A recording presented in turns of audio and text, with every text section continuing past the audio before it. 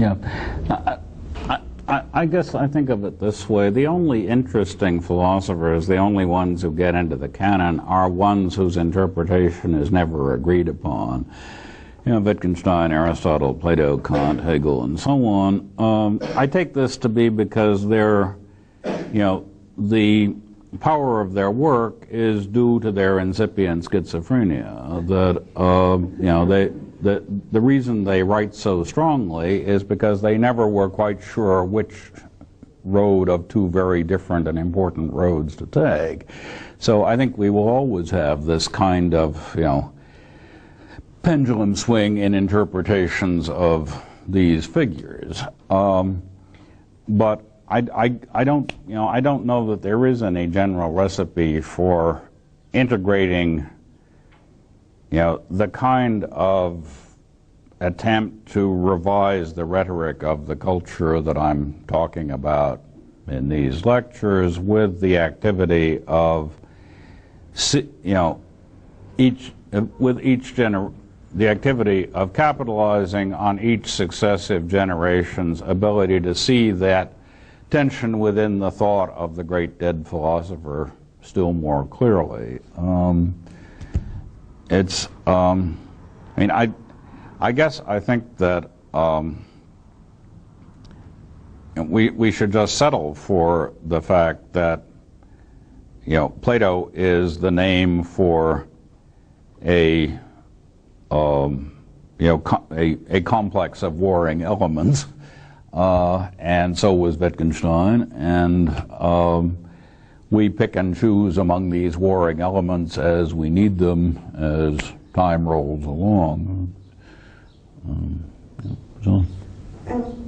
Maybe I'm misunderstanding something, but it seems you've said a couple of times that morality involves something that involves doing what we do naturally, like caring for our families and things, but it seems very strange for a pragmatist to be talking about the nature of human beings all of a sudden, as if we have a given nature.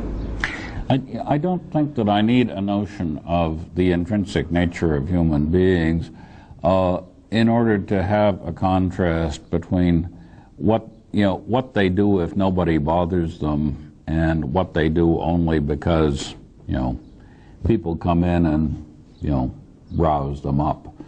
You know, when we say the Serbs and the Muslims in the villages of Bosnia, you know, would have continued to live side by side naturally, you know, that's not a theory of human nature. It just means they would do what, you know, what people usually do in these situations, get along with their neighbors, and then the outside agitators came in.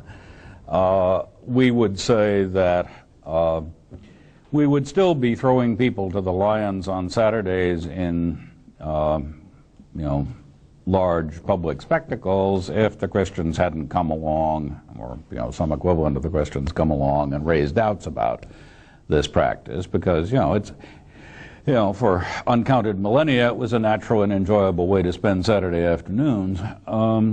That isn't a theory about human nature. That's just, you know, a quick reference to, you know, what happens if you leave people alone as they are these days. It's, you know. But in fact,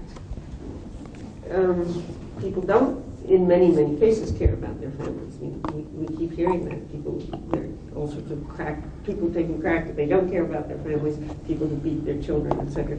So it would seem that now we're talking about, well, do a majority of people treat their family well? Perhaps yes, but that we do need some force of something. It doesn't have to be an absolute force but we need something to make our convictions stronger, I think, to say you shouldn't do this.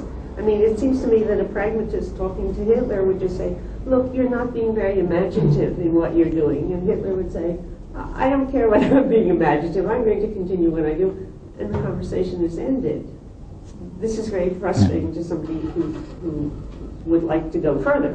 It's exactly that sense of frustration which a pragmatist culture would not feel. That is, I think of that sense of frustration as exactly what has been loaded on us by what I think of as the sadomasochistic tradition, which I attribute to these distinguished schizophrenic philosophers. And it seems to me that we have we have saddled ourselves with a culture in which we are constantly asking for something stronger to come along and stop these people. And, you know, it isn't going to happen, and it would be nice if we could, you know, not expect it to happen.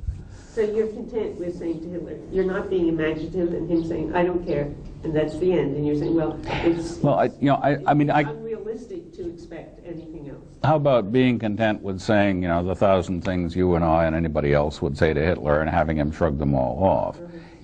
You know, nobody is content to be shrugged off, but not everyone has to hope that there will be something stronger around the corner that will do what we're unable to do. Well, I hope at the very least to make the person who refuses to do what I want him to do feel bad. Good luck. But you know, don't expect the universe to be on your side in this struggle. Yeah, no, I understand.